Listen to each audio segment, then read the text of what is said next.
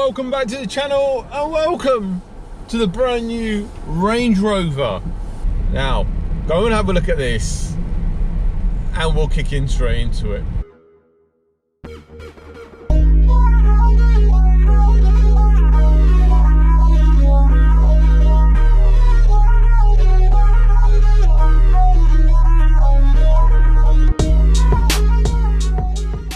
Now, this is the P440e, so it's a plug-in hybrid, 3-litre petrol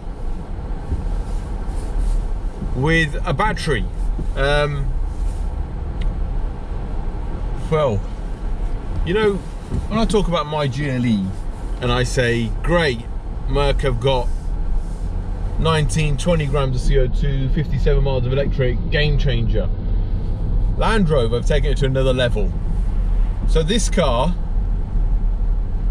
is 19 grams with 70 miles of electric.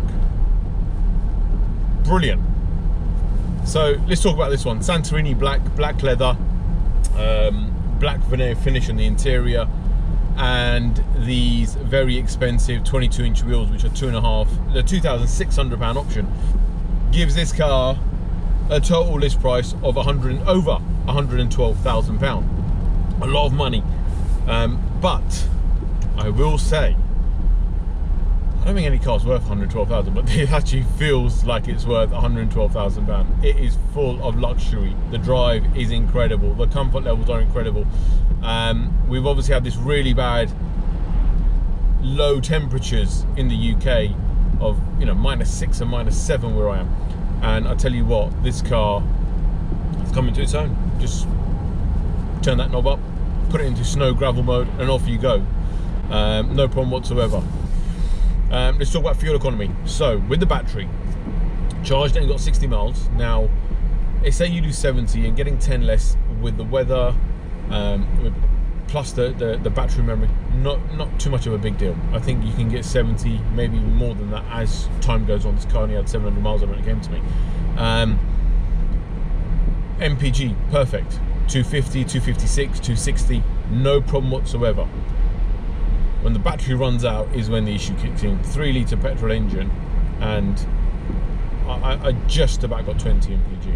Now, it's a big heavy lump, you say, yes, correct, but it just drives so well that you kind of forget. Now, I've done 136 miles and I'm now between quarter and half a tank. 20.1 MPG. But charge it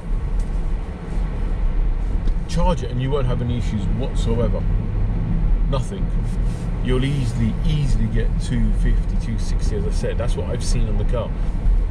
Comfort levels in the back, brilliant. Loads of legroom, reclining seats in this one. This is the SE. I should have started with that. This is the SE, so it's the entry-level plug-in hybrid. This is really nice. It just feels full of luxury. I know there's a lot of manufacturers talking about changing their strategies to go back to a brand of luxury. This actually is it.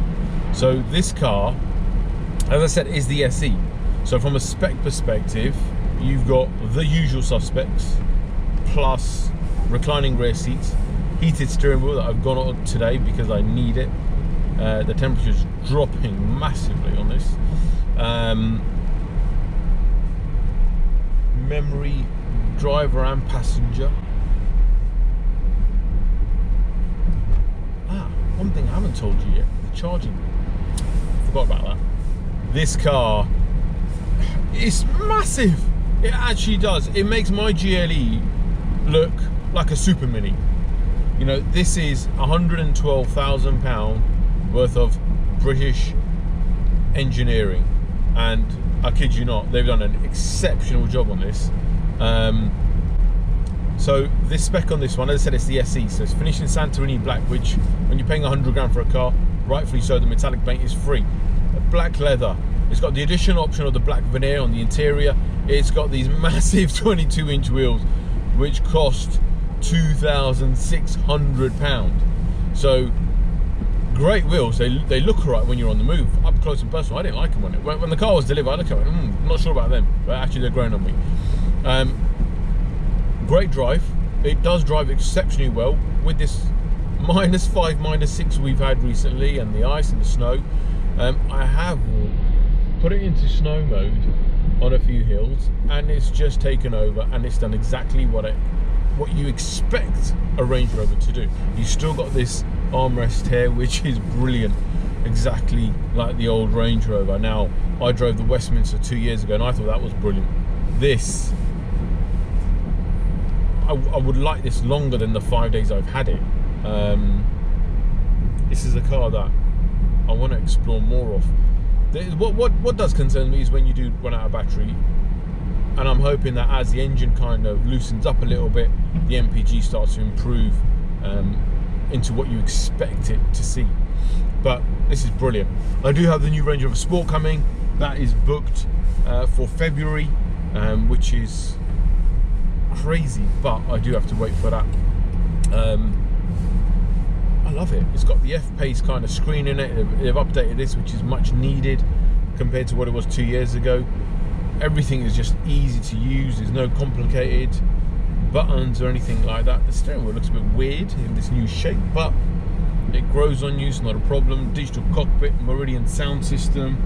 The rear can control the music, so you've got a chauffeur setting on this as well, which is interesting. Even as a standard wheelbase, you can then go and make it into a chauffeur car and give your passengers a lot more legroom in the back. Boot space is reasonable, even with the battery. I don't think it's too intrusive. Great in that aspect. You can also charge it using a fast charger, CCS charger, which not many manufacturers can do. But Land Rover seems to have done it on all of them, whether it's the Discovery Sport, the Evoque, which is great to see that, especially from a company car driver's perspective, because you want to be able to charge it and go.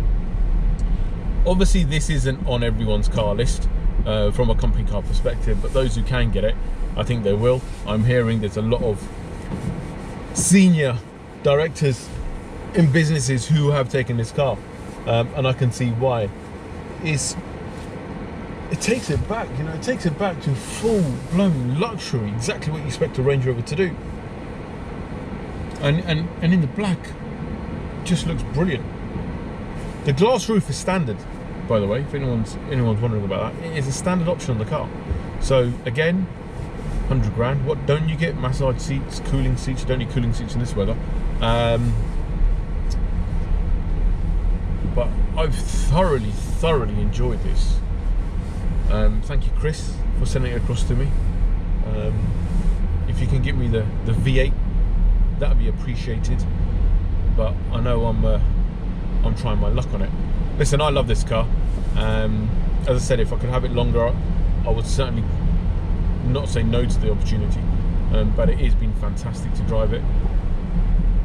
As I said, I've got the new